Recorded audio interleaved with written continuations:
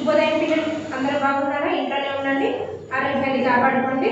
మరి 10వ తరగతి పిల్లలు మీరు కరోనా మహమ్మారి వల్ల మీరు పాఠశాలకు రాలేకపోతున్నారు. మరి ఎగ్జామ్స్ ఉంటాయా లేవా అదే ఈ పాటికైతే మీకు ప్రిపరేషన్ అవుతూ ఉంటారు కదా.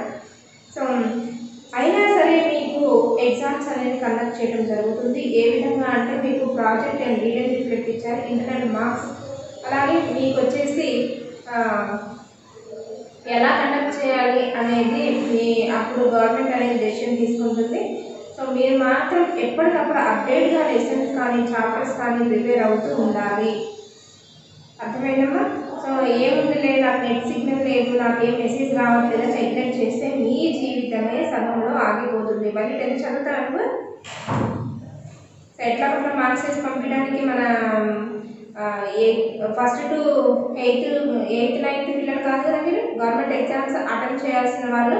బట్ అప్పటి వరకు అయితే మీరు సబ్జెక్ట్స్ అన్నీ కూడా త్వరగా ప్రిపరేషన్ అవుతున్నారు. ఏ డౌట్స్ ఉన్నా స్కూల్ దగ్గరికి రండి, డౌట్స్ క్లారిఫై చేసుకోండి. సో ముందుగా మనకి 4 పాఠాలు అయిపోయినాయి కదా, 5వ పాఠం నగర గీతంలోకి వెళ్దాము. చూడండి, ముందు ఉపయోగించవలసిన వస్తువులు పాఠ్యపుస్తకం, క్లాస్ వర్క్, పెన్ పెన్సిల్ తీసుకోండి. క్లాస్ వర్క్ కంపల్సరీ ఉండాలి. ఇప్పుడు మీకు వచ్చేసి పాఠం 5 చెప్తున్నా. ఈ పాఠం 5లో కఠిన పదాలు నేను అండర్లైన్ చేపిస్తాను, అర్థాలు కూడా చెప్తాను. వాటికి ఎవ్రీ టైం హార్డ్ వర్డ్స్ అందులో రాసుకోవాలి. అర్థమైంది కదా. అలాగే అందులోనే ప్రకృతి వికృతులు, నానార్థాలు, సమాసాలు, సందులు, ఏవైతే ఆబ్జెక్టివ్స్ వ్యాకరణాంశాలు ఉన్నాయో అవన్నీ కూడా లెసన్లోనే మీకు తరువుగా వివరిస్తాను.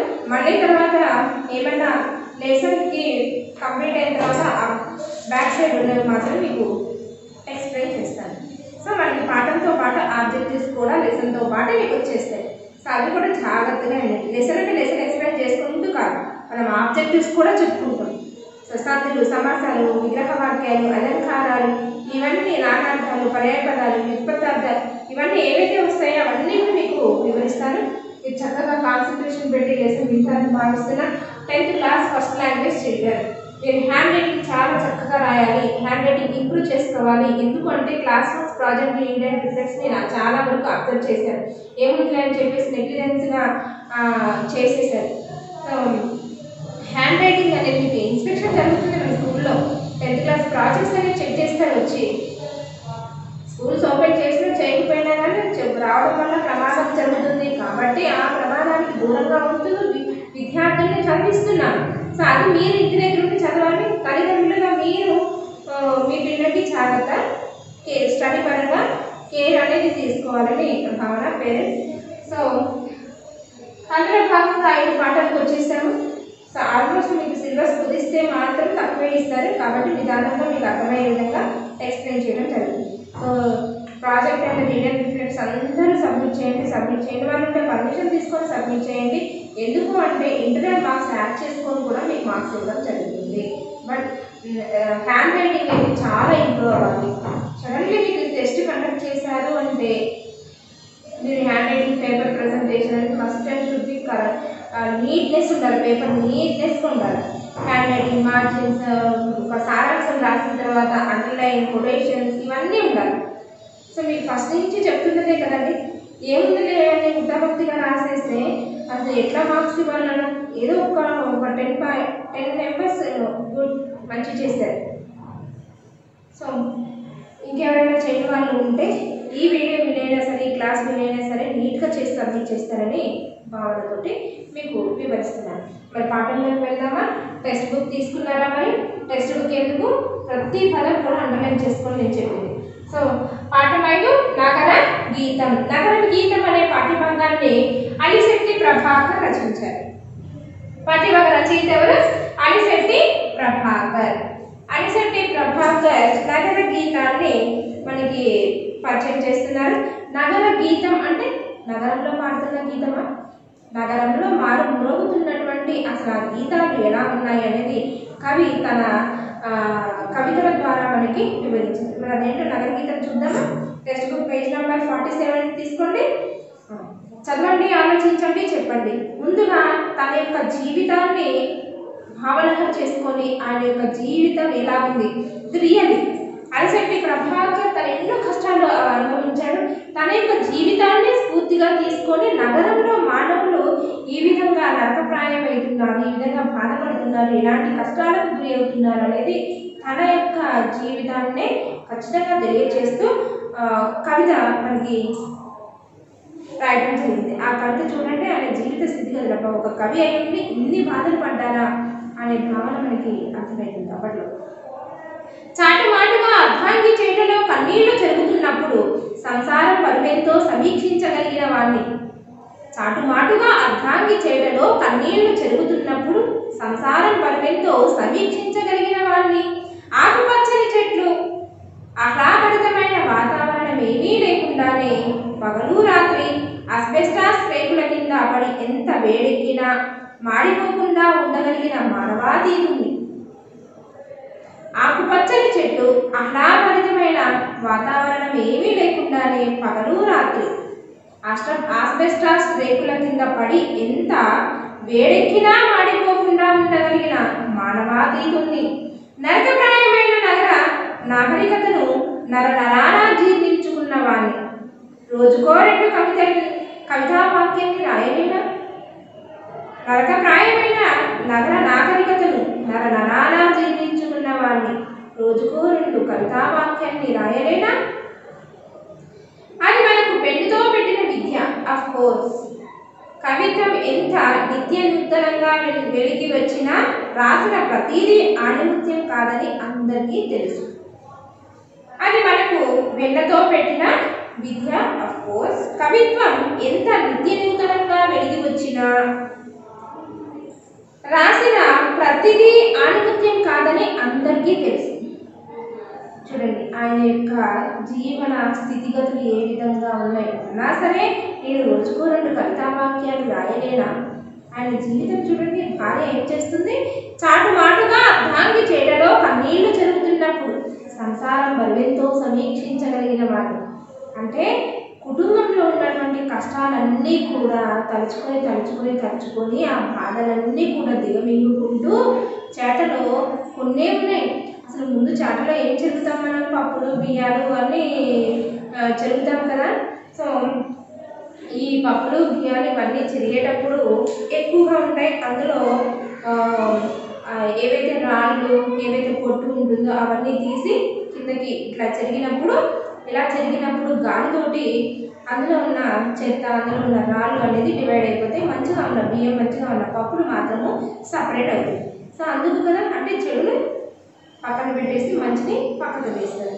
సో అందుకు చాలా ఉపయోగపడుతుంది కదా. కానీ ఇక్కడ అర్ధాంగి, ఎవరి అర్ధాంగి? అలసటి ప్రభాకర్ గారి భార్య చాటుమాటుగా భర్తకి కనిపించకుండా చాటుమాటుగా బియ్యం జరుగుతుంది. అందులో ఎన్నో లేవు, ఇప్పుడే ఉన్నాయి. మన ఇప్పుడు బియ్యం సరిపోతాయా అందరికీ అన్నం వండితే? ఎన్నో లేకుంటే ఏంటి సంసారం ఇట్లా అయిపోయింది, ఇంకెప్పుడు మన బ్రతుకులు మారుతాయి మన అని మొత్తం తలుచుకుంటూ ఆ దుఃఖాన్ని దిగమింగుతూ, ఆ దుఃఖము అంటే కంటి నీళ్ళు అనేది ఇలా చెరిగినప్పుడు ఆ కళ్ళ నీళ్ళు చేటలో పడతాయి. సో ఆ బియ్యంతో పాటు కలిపి ఈ చేటలో పడిన కన్నీటిని కూడా జరుగుతుంది అని అర్థం అన్నమాట. భర్తకి కనిపించకుండా బాధపడుతూ ఆమె గుండెలో ఉన్నటువంటి బరువునంతా దిగుతుంటే తను ఏడ్చిన బరువంతా దిగిపోతుంది. సో అవన్నీ తలుచుకుంటూ ఆ తలుచుకుంటున్న సమయంలో భర్త ఎక్కడ చూస్తాడా, మరి నేను బాధపడుతున్నానని తను ఎక్కడ బాధపడతాడా అని కనిపించకుండా చాటుమాటుగా అర్ధాంగి చేటలో కన్నీళ్లు జరుగుతుంది. అందులో ఏమి లేవు, ఈ బియ్యమేనా, ఇదేం సరిపోతాయి, ఏంటి సంసారం, ఈ బరువు ఏంటి, ఎప్పటికీ మన జీవితాలు మారుతాయని మొత్తం అన్నీ తలుచుకుంటూ ఆ కష్టాలన్నీ తలుచుకుంటూ ఆ కన్నీళ్ళు చేటలో పడ్డే ఆ కన్నీళ్ళతో పాటు ఆ పప్పులు కూడా జరుగుతూ ఉంది అన్నమాట. సో అలా భార్య బాధపడుతున్న విషయము భర్తకి కూడా తెలుసు, అలసటి ప్రభాకర్ కూడా తెలుసు. సో ఇది ఆయన యొక్క జీవితము. నెక్స్ట్ చూడండి. ఆకుపచ్చని చెట్లు, ఆహ్లాదభరితమైన వాతావరణం ఏమీ లేకుండానే పగలు రాత్రి ఆస్బెస్టాస్ రేకుల కింద ఎంత పడి వేడెక్కినా మాడిపోకుండా ఉండగలిగిన మానవాతీతుణ్ణి. చుట్టూ ఆయన యొక్క జీవితం ఏ విధంగా ఉంది తను చెప్పుకుంటున్నాడు. మా జీవిత స్థితిగతులు ఇవి, మేము ఇన్ని కష్టాలు పడుతున్నామో నా అర్థానికి కూడా నాతో చెప్పుకోలేక ఆ కష్టాన్ని దిగమింగుకుంటూ ఆ తేటలో ఆ పప్పులో ఆ బియ్యంతో కలిపి ఏదైతే జరుగుతుందో ఆ బియ్యంతో కలిపి తన కన్నీటిని కూడా చెల్లిస్తుంది అని కళ్ళ నిండా నీళ్ళు వచ్చేసి ఆ బాధకి గుండంతా బరువెక్కి ఆ కళ్ళ నిండా నీళ్ళు వచ్చి ఆ నీళ్ళు ఆ చాటులో పడి అలా జరుగుతూ ఉంది.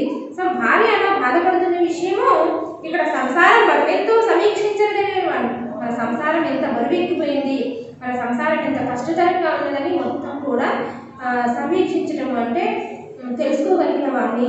అన్ని స్థితిగతులు అన్నీ కూడా నాకు తెలుసు. భార్య బాధపడుతున్నది, పిల్లలు బాధపడుతున్నారు, మరి మన సంసారం ఎలా ఉంది అనేది అన్నీ ఆయనకు తెలుసు. అయినా కానీ చేయగలిగినది ఏముంది? మరి నా చుట్టూ యొక్క జీవితం ఎలా ఉంది? ఆకుపచ్చని చెట్టు, ఆహ్లాదభరితమైన వాతావరణం ఏమీ లేకుండానే. సాధారణంగా అయితే అపార్ట్మెంట్స్లో ఉన్న వాళ్ళు కూడా పచ్చని చెట్లు అనేది కుండీల్లో వేసుకొని, అపార్ట్మెంట్లో ఉన్న వాళ్ళు కూడా కుండీల్లో వేసుకొని చెట్లను పెంచుకుంటారు. ఇక్కడ బాల్కనీ లాగా ఉంటే చుట్టూ మొక్కలు పెట్టేసి షో మొక్కలు, గులాబీ మొక్కలు, తులసి మొక్కలు, చిన్న చిన్న చెట్లు అవన్నీ కూడా పెంచుకుంటారు. ఏంటి, గాలి వచ్చినప్పుడు ఆ గాలితో పాటు ఆ చెట్లతో స్వచ్ఛమైన గాలి అనేది వస్తుంది అని. కానీ ఆయన నివసించే ప్రాంతంలో చుట్టూ కూడా ఆకుపచ్చని చెట్టు ఒక్కటి కూడా లేదట. ఆహ్లాదభరితమైన వాతావరణం అంటూ అస్సలు లేదట. ఆహ్లాదభరితమైన ప్రశాంతమైనటువంటి వాతావరణం. ఒక చోట ఉన్నామంట, ఎంత ప్రశాంతంగా ఉంది, మనసుకి ఎంత హాయిగా ఉంది. అప్పుడు ఆ కష్టాలన్నీ కూడా మర్చిపోగలిగేటటువంటి ప్రశాంతమైన వాతావరణం అనేది అక్కడ సృష్టిస్తుంది.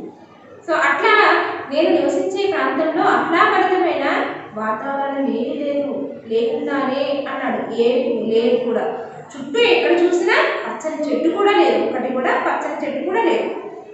ఎండాకాలం అయితే మన ఇళ్లలో ఉన్నప్పుడు చెట్టు కిందకు వచ్చి కూర్చుంటారు, కరెంటు మీద బయటకు వచ్చేస్తారు. ఎందుకని?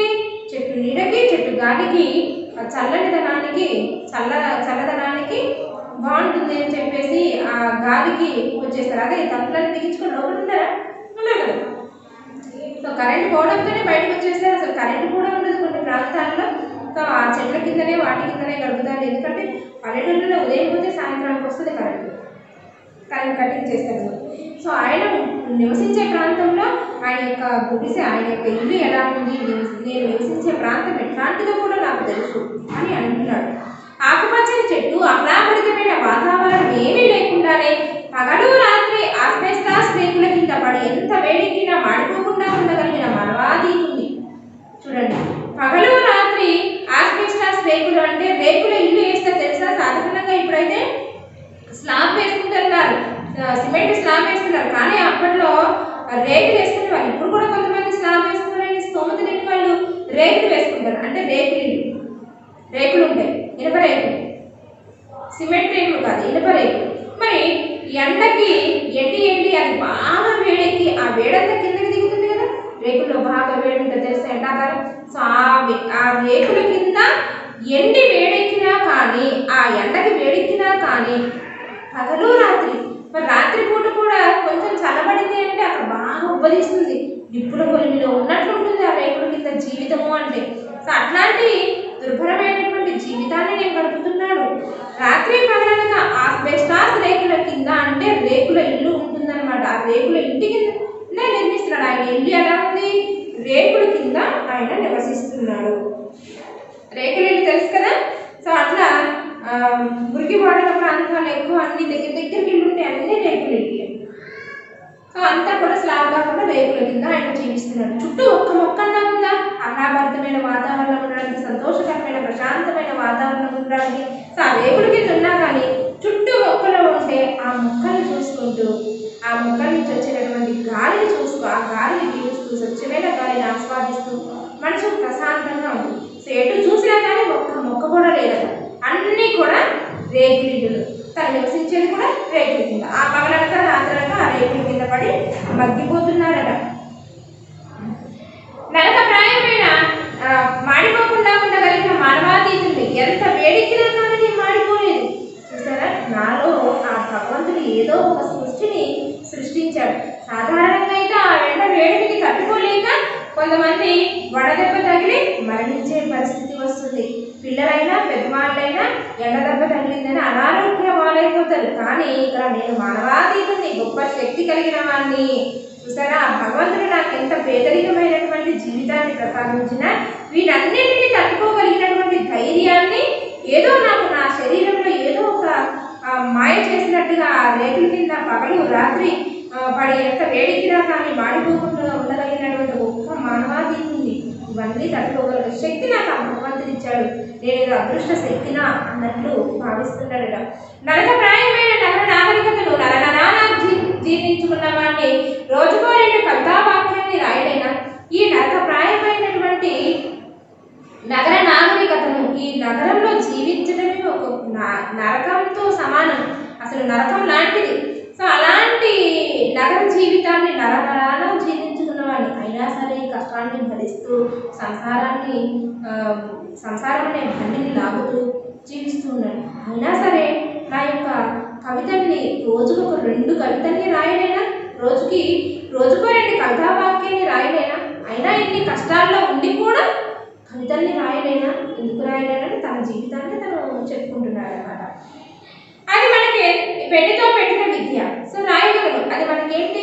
పెన్నుతో పెట్టినటువంటి విద్య. సో ఆ యొక్క కవితలు రాయడం అనేది ఆ భగవంతుడే నాకు కల్పించాడు.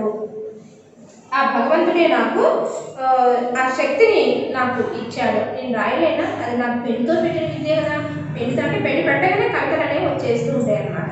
సో ఆఫ్ కోర్స్ సరే ఇంకేముంది, కవితలు ఎంత నిత్య నూతనంగా వెలికి వచ్చిన నేను రాసేటటువంటి కవిత్వాలు ఎంత కొత్తదనాన్ని ప్రసరిస్తూ ఎంత కొత్తదనాన్ని వెదజల్లుతూ వెలికి వచ్చినా కానీ రాసిన ప్రతీదీ కూడా ఆణిముత్యం కాదని అందరికీ తెలుసు. నేను రాసిన కవిత అది ఆణిముత్యంగా వెలిగిపోవాలి అంటే అన్ని ఆణిముత్యాలుగా ఉండాలని రూలేం లేదు. సో ప్రతి కవిత కూడా ఆణిముత్యం కాదు అని అందరికీ తెలుసు. అందరూ రాసినటువంటి కవితలు అందరూ ఆదరిస్తారని రూలేం లేదు కదా. సో ప్రతి కవిత కూడా ఆణిముత్యం కాదు అని మనం భావించాలి. అది అందరికీ కూడా తెలుసు, కొత్త ఏముంది. సో ఇది ఆయన యొక్క జీవితాన్ని గుండె బరువెక్కుతూ భార్య చేస్తున్న పనిని, తను భార్యలో ఉన్నటువంటి బాధని కూడా సమీక్షిస్తూ ఆయన జీవితాన్ని నేను ఏ విధమైనటువంటి నరకాన్ని అనుభవిస్తున్నా నరాన జీవించుకుపోయాను. ఈ నరకప్రాయమైనటువంటి నగర జీవితాన్ని నరకంలో నాగరికంలో అంటే ఈ నాగరికతలో నగరంలో జీవించడం అంటే ఒక నరకప్రాయమైనటువంటిది అని కవి యొక్క అభిప్రాయం. ఇది అలిశెట్టి ప్రభాకర్ రాశారు. దీనికి సంబంధించి 4 ప్రశ్నలు ఇచ్చారు. చాటుమాటుగా అర్థాంగి చేతిలో కన్నీళ్లు జరుగుతున్నప్పుడు వాక్యం ద్వారా మీరు ఏం గమనించారు? మొట్టమొదటి చెప్పారు కదా, చేతిలో సామాన్యంగా మనం బియ్యం పప్పులు వగైరా జరుగుతూ ఉంటాం. ఇక్కడ అర్థాంగి కన్నీళ్లు జరుగుతుందట, పప్పులకు బదులుగా కన్నీళ్లు జరుగుతుందట. అంటే ఆమె తన దారిద్ర్యాన్ని తలుచుకుంటూ కన్నీళ్లు పెట్టుకుంటున్నారనమాట. ఆ కన్నీళ్లు ఆమె జరుగుతున్న చేటలో పడుతున్నాయి కాబట్టి ఆ కొద్దిగా ఉన్న పప్పులతోటి ఆ కన్నీళ్లు కూడా జరుగుతుంది. సో అందుకని కవి ఆ విధంగా అన్నాడు. ఓకే. 2, కవి నివాసం ఎట్లా ఉన్నది? కవి ఆస్బెస్టాస్ రేకుల షెడ్లో కాపురం ఉంటున్నాడు. ఆయన సంసారం ఎక్కడ? ఆస్బెస్టాస్ అంటే ఇనుప రేకుల షెడ్లో నివాసం ఉంటున్నాడు. ఒక చిన్న కుటీరం. ఆ రేకుల షెడ్లో చాలా వేడిగా ఉంటుంది. అక్కడ ఎండ అతన్ని మార్చివేస్తుంది. అతన్నే కాదు అతని కుటుంబ సభ్యుల్ని కూడా మార్చివేస్తుంది. అయినా కానీ అలా వాటన్నిటిని కూడా తట్టుకునే శక్తి నాకుంది. నేను ఒక గొప్ప మానవాతీతుడిని. ఈ యొక్క సంసార బరువుని దిగమింగుకుంటూ ఈ రేకుల వేడిలో పగలగా రాత్రనగా భరిస్తున్నాను. అయినా సరే నేను ఎండకు మాడిపోకుండా నేను గొప్ప శక్తివంతుని కదా అని అంటున్నాను. నగర నాగరికతను నరకప్రాయం అని కవి ఎందుకు అన్నాడు? దానికి మీ యొక్క అభిప్రాయం ఆల్రెడీ మీకు ఎక్స్ప్లెయిన్ చేసినప్పుడు చెప్పాను కదా. నగరంలో జీవితం చాలా కష్టంగా ఉంటుంది. నగరంలో రోడ్ల మీద ప్రయాణం చేసేటప్పుడు హార్న్ సౌండ్, అలాగే ట్రాఫిక్ జామ్ కూడా ఏర్పడిపోతుంది. నివసించడానికి ఇల్లు కూడా దొరకవు. ఒకవేళ ఇల్లు దొరికినాక నాకు చిన్న ఇల్లు, మన అందులోనేమో రెంట్లు ఎక్కువ. సో మేము రెంట్లు ఎక్కువైతే మంచి గాలి ఉండదు, నీరు కూడా మంచి సరఫరా ఉండదు. ఒకరోజు వస్తే ఒకరోజు రాదు. అంటే సడన్గా వర్షం పడింది అంటే నీళ్ళన్నీ అక్కడే ఉండిపోతాయి, ఇంట్లో కూడా వచ్చేస్తాయి. అన్నీ మళ్ళీ తడిచిపోతాయి. ఎక్కడెక్కడ నీళ్ళన్నీ కూడా ఇంట్లోకి వచ్చేస్తాయి. సో హైదరాబాద్ నగరంలో నివసించాలంటే అంతా కూడా నరకప్రాయం వంటిది. సో అది అందుకని అన్నారు. అందులో నగరంలో ఒకరిని ఒకరు పట్టించుకోరు. అందువల్ల నగర నాగరికత చాలా నరకప్రాయమైనటువంటిది. పక్కపక్కనే ఉంటారు కానీ ఎవరు కూడా ఒకరినొకరు పట్టించుకోరు అని. కవితాత్మక వాక్యాలు చదివారు కదా, కవి రాసినటువంటి కవితాత్మక వాక్యాలు చదివారు కదా, మరి దానివల్ల మీ యొక్క అభిప్రాయం మీకు ఏమర్థమైంది? ఈ కవికి నగర జీవితం అంటే ఇష్టం లేదని అర్థమైపోతుంది. నగర జీవితం, నగరంలో ఉంటున్నటువంటి జీవితము నరకప్రాయమైనది అని అర్థమైంది. నగర జీవితాన్ని నరకంగా భావిస్తున్నాడని కూడా అర్థమైంది. కానీ కవి బీదవాడని, అందువలనే ఆస్బెస్టాస్ రేకుల షెడ్లో కాపురం ఉంటున్నాడని అతని భార్య తన పేదరికాన్ని తలుచుకుంటూ తట్టుకోలేక కన్నీరు పెడుతుందని అర్థమైంది. ఈ గేయ కవితలు రాయడం బాగా తెలిసిన విద్య, అంటే ఇట్లాంటి గేయ కవితలు రాయడం తెలిసినటువంటి విద్య ఆ కవికి చాలా ఎక్కువగా ఉంది అని కూడా అర్థమైంది. అందుకే పెన్ను పెడితే కవిత రాయడం ఎంతసేపు, ఇవన్నీ తలుచుకుంటూ కుంగిపోయే కంటే రోజుకో కవిత రాయలేదా అని అన్నాడు. సో ఈ కవి నగర నాగరికతను బాగా అర్థం చేసుకున్నాడని కూడా అర్థమైంది. సో నగరంలో జీవిస్తున్నాడు, నగరంలో నాగరికత ఎలా ఉంటుంది అంటే ఒకరితో ఒకరికి సంబంధం లేకుండా జీవిస్తారు అని, నరకప్రాయమైనటువంటిది ఈ నగర జీవితము నరకప్రాయమైంది అని అర్థం చేసుకోవచ్చు. సో ఇది ఆయన యొక్క నగర గీతము, నరకప్రాయమైంది అని ఆయన దృష్టిలో ఒక చిన్న కవిత ద్వారా ఆయన జీవితాన్ని ఎగ్జాంపుల్గా తీసుకొని రాయడం జరిగింది. ఈ పాఠ్యభాగ నేపథ్యం ఉద్దేశం ఆధునిక కాలంలో మనుషులంతా నగరాల్లో జీవించాలనే కోరుకుంటున్నారు. మరోవైపు పల్లెల్లో ఉపాధి అవకాశాలు తగ్గడంతో బతుకు తెరువు కోసం నగరాలకు వలస వెళ్తున్నారు. నగరంలో అనుకూల అంశాలన్నింటినీ వినియోగించుకోవాలనే కోరికతో మనుషులు నగరంలో ఉండడానికి తాపత్రయపడుతున్నారు. దీనితో అనేక నగరాలు అత్యధిక జనాభాతో కిరిసిపోతున్నాయి. చాలా సమస్యలు కూడా పెరిగిపోతున్నాయి. ప్రపంచీకరణ ప్రభావంతో నగర శరవేగంగా తన రూపం మార్చుకుంటున్నది. సామాన్యుడికి అంతలంతగా దూరం కదిలిపోతున్నది నగరం. మధ్యతరగతికి అంత చిక్కని ప్రాంతంగా మారిపోతుంది ఈ నగరం. మనిషికి యాంత్రిక స్థితిలోకి మారిపోతున్నాడు. మనిషి కూడా ఒక యంత్రంలాగా మారిపోతున్నాడు. తనకు తానే పరాయీకరణకు గురి అవుతున్నాడు. తనకు తానే నేను ఒక పరాయి వాడిని. పరాయీకరణ అంటే తనకు తానే ఇతర దేశస్తుని, తనకు తానే పరాయి వాడిని అని భావనకు లోనైపోతున్నాడు. అంటే అదే దేశంలో అదే ఉంటున్నాడు కానీ వలస వెళ్ళడం వల్ల ఇది నా ఊరు కాదు అనే భావనకి కలగడం. ఈ నేపథ్యంలో నగర జీవితంలోని యథార్థ దృశ్యాన్ని మన కళ్ళ ముందుకు నిలుపుతూ, నగర మరో పార్శ్వాన్ని చూపుతూ వాస్తవాన్ని కఠినంగా నిర్వహించిన తీరును తెలియచెప్పడమే ఈ పాఠ్యభాగం ముఖ్య ఉద్దేశం. తెలిసిందా? పల్లెటూర్లలో నివసించే వాళ్ళు పల్లెటూరి వాతావరణాన్ని విడిచిపెట్టి నగరానికి వలస వెళ్తున్నారు. అక్కడ బ్రతుకు లేకుండా. మరి నగరానికి వెళ్ళిన తర్వాత అది వాళ్ళ ప్రాంతం కాదు. వాళ్ళ ప్రాంతాల్లో వాళ్ళు స్వేచ్ఛగా జీవించగలుగుతారు. ఇక్కడికి వచ్చిన తర్వాత పరాయి వాళ్ళలాగా జీవిస్తున్నారు. సో అదంతా కూడా ఆ జీవన విధానం అంతా నరకప్రాయం వంటిది అని మనకి కళ్ళకు కట్టినట్లుగా ఈ నగర గీతం అనే పాఠాన్ని అనిశెట్టి ప్రభాకర్ మనకి వివరించారు. ఇది మనకి పాఠ్యభాగ నేపథ్యం ఉద్దేశం. మరి వాస్తవికతని కఠినంగా నిర్వహించినటువంటి ఈ పాఠం అంటే ఆ వాస్తవాలు నిజాలు చెప్పడంలో కాస్త కఠినంగా ఉంటుంది. ఆ కఠినం వినాలి అంటే కాస్త మనసుకి తగులుతుంది కదా, కానీ అది నిజంగా వాస్తవాలు, నిజాలు. సో అట్లాంటి దాన్ని మనము తెలుసుకుందాము. సో చూడండి అన్న, హోంవర్క్ రాసుకోండి. Read lesson 5. Read lesson 5. So తర్వాత పాఠ్యభాగ వివరాలు, కవి పరిచయం గురించి చెప్పుకుందాము. God bless you children.